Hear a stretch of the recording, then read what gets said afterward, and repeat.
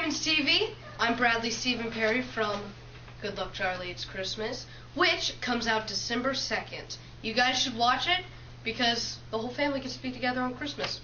What's better than that? Hey Damon's TV, I'm Allan Kramer, and you should watch Disney Good Luck Charlie, It's Christmas, our original movie, and you should watch it because it's Christmas, and everybody needs a Christmas movie at Christmas. What was my favorite episode? I don't know, you go first.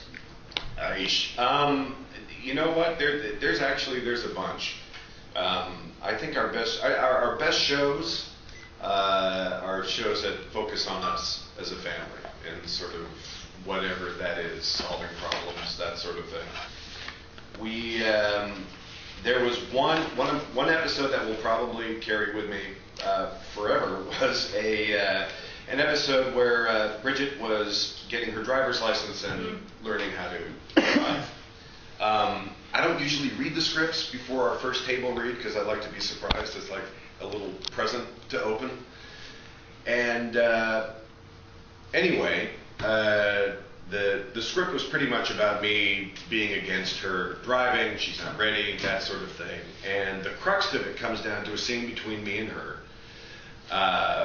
where I discovered she's snuck out and taken the car, and she wants to know why I'm so hard on her and not so hard on Jason, and it comes down to me saying that basically driving means freedom, and driving means going away, and once you get in the car, basically you're gone, and you're out of the house, and it's a huge transition for the house, and it's a huge transition for me. So I have daughters, and I had always thought, I had pretty much thought through everything that was coming my way, all the way through the teens, all the way to college, all the way through everything else. And I was reading this scene with Bridget at the table for the first time, and I started to get choked up, getting choked up now even just thinking about it. And I was like, what is wrong with me, and why is this happening in front of everybody? Please don't. And what I realized is that even you can prepare yourself as best you can for any foreseeable situation with your kid. But when it happens and it's right in front of you, and I realized I wasn't ready for that moment at all.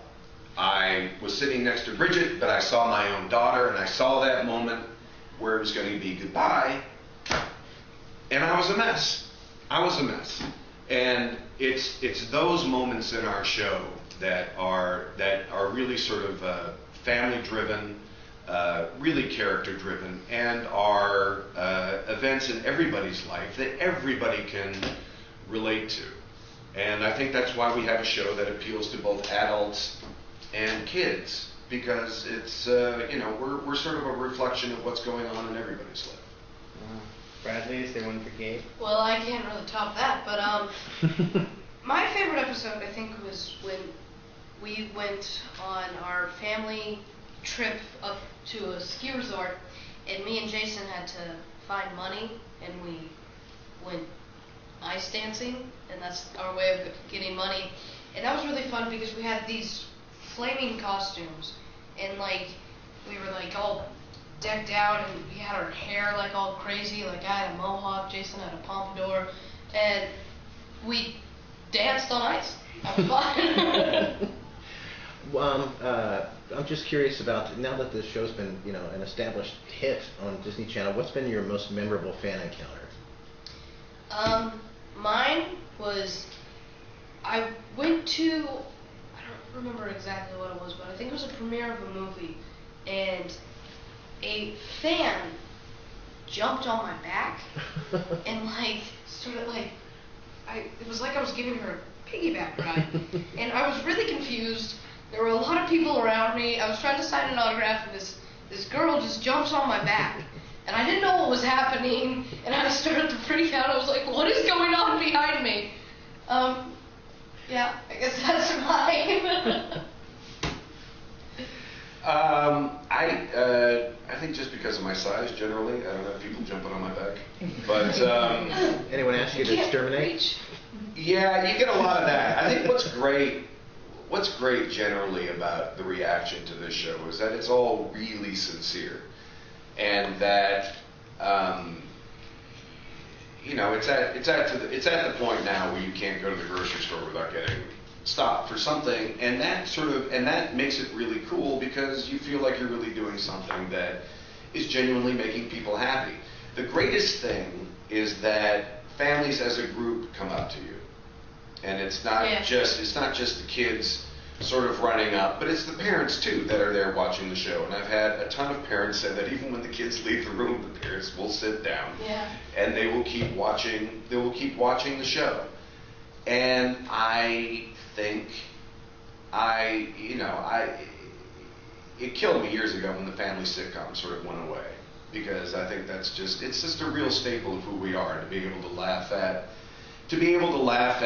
family life and everything that we go through, I think is important, and to tell those stories. So to be a part of something like that again, to sort of feel it starting to come back, the fact that we sort of need to look at ourselves that way, I think is really cool. And it's great to be a part of something that you feel really good about. Thanks. Can you talk about the difference between shooting a movie versus when you shoot episodes for the show?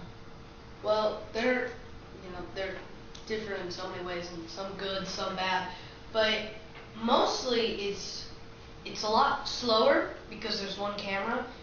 When we're filming the show, there are 4 cameras, and there's one here, here, here, and there. So it's like you get it all in 4 takes, but 4 takes you're only getting 1 shot. Then they have to move the camera over there to get it from that angle. So it's like you eventually do like 12 takes of it in different angles. But yeah, it's a different mindset. It's a different preparation. I think sitcoms are the greatest job on the planet, and simply because we get to perform in front of a live audience, and because there are so many cameras covering every angle, it feels like theater. It's the closest thing I think you can get to theater in the film world. And we were just talking about this actually in the other room. What's interesting about going from that to the film process is that when you shoot in front of a live audience, you get an energy that pushes you in a whole bunch of directions. And suddenly stuff is funny that you maybe didn't think was funny. It gives you a chance to build on things, take away things. There's a lot of stuff you can change and play in the moment. Well, yeah. And when you're in front of one camera, then it's a little more sort of on you to anticipate that and create that. The audience, they change the way you play off them, really, because during the week, the writers, when like we're doing it for them, they have already heard it, they wrote it, so it's like it's become not as funny to them, but it is new to the audience. So when we do it for the audience and they laugh at stuff that normally wouldn't get a laugh, it changes the way you work. And it's really hard to do that without an audience now, because it feels different, like you're waiting for the laugh to come, but there's not a laugh there. Yeah. So you're like holding for something that's not going to come. And what makes film tough in that regard is that when you do find those moments, you have to sustain them through 4 more setups. Yeah. Like if you find something that sort of works in the moment and wow, this was really great, you have to keep that fresh through his coverage, the master shot, the over. So it's just a different mindset. It's weird because like you'll do it and then they have to change the angle, and it's like it can be up to like an hour for them to change and do all the lightings, and you forget. Like you're like, that was really funny. What did I do? Now it's not going to be as funny. It's going to be different, and you also have to match it because if you move your left arm like that, hour goes by, you have to still do that because it's at a different angle. It can't be something different. So yeah, it's an energy that you have to sustain through the day. Whereas sometimes, like particularly on shoot nights for us at the studio, it's like gearing up for a prize fight. You have that day to sort of prep and get your energy up, and so you know when that energy has to peak. On a film set, whether your call time is 4:30, 5:30 at the morning, your energy needs to be the same at 5:30 as it is at 11 o'clock at night when you're finally finishing your day. Last question. Along with the Christmas theme, do either of you have any like fun holiday traditions that you do in your family? Correctly. Well, We go to my aunt's house every Christmas Eve for dinner, and like we just hang out there. And then we also, I just thought of it when we were doing the other interview, but we also open one present the night before. So we always do that, and we've always done that, and just little things. And the cool thing is, after they do all that, they jump monster trucks over their neighbor's pool. Yeah. Fantastic. If you've never seen it. Yeah, it was crazy. The Perrys are, it's amazing. It's amazing. Yeah, we don't do that.